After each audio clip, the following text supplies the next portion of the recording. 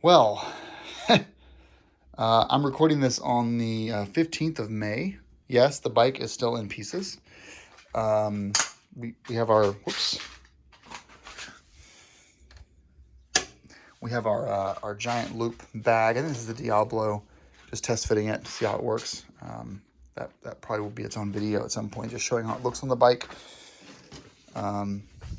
So why? Adam, why? Why is this still in your basement?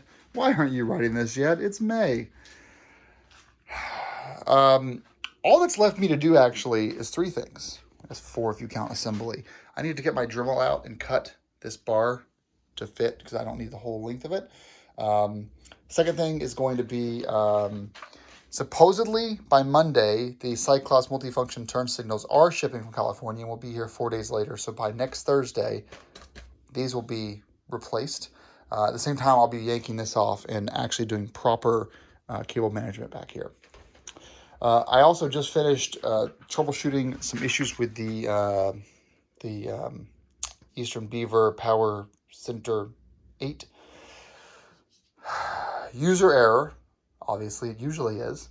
I was getting no power to any of the devices that were, hanging out here or here or here, not well, whatever I had plugged in. Nothing was getting power.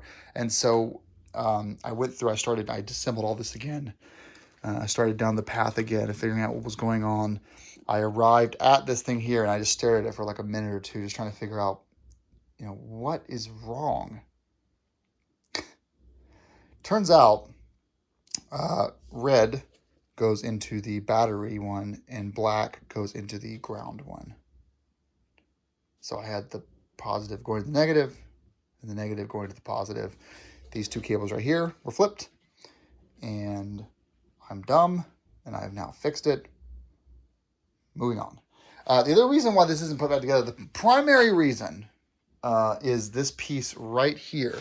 So on the LR, you need to be able to mount your fuel tank in a couple places. It slides into here or somewhere down here. It slides in or here, bolts in, and then once it bolts in, it actually terminates right here.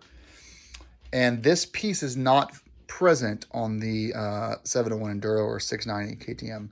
And the problem is this Vanash Motorsport frame bracket, as you can see, it sits just under where that needs to terminate into. So when I spoke to BRP about this 3 months ago, they said, yeah, we're not going to make a Scott's stabilizer / riser for the LR because it's too much custom stuff for 50 bikes. Well, Vanash decided to take it on, and they have made this.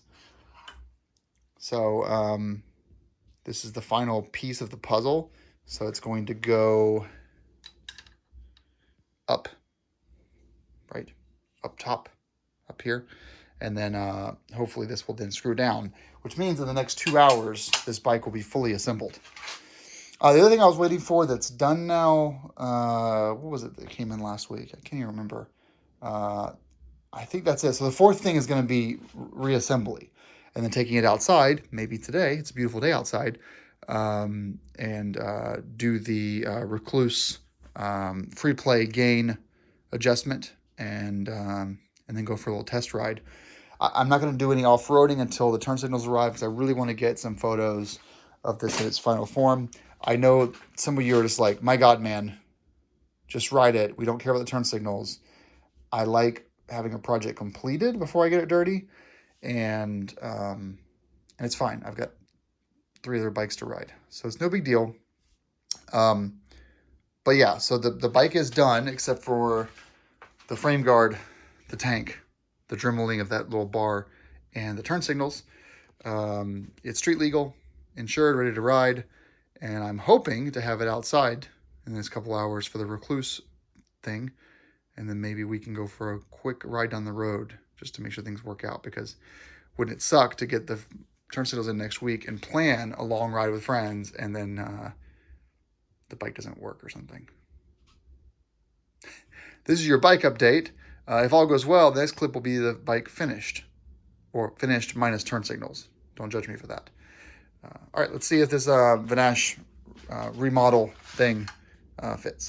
Yeah, I bought a whole box of fuse things because I wasn't sure what was wrong with my fuse block.